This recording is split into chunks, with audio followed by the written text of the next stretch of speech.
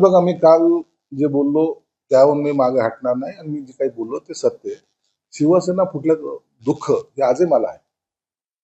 त्याचे दोन तुकडे व्हायला नको होते.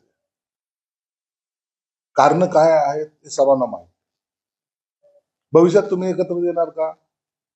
आला तर आनंद होईल, परंतु त्यासाठी मी काहीतरी प्रयत्न करणार आहे आणि माझ्यामुळे ते काही दोन्ही एकत्र येतील असं समजण्याचं काहीच कारण नाही. मी हेही सांगितलं, त्यांची जी काही हटवादी भूमिका आहे,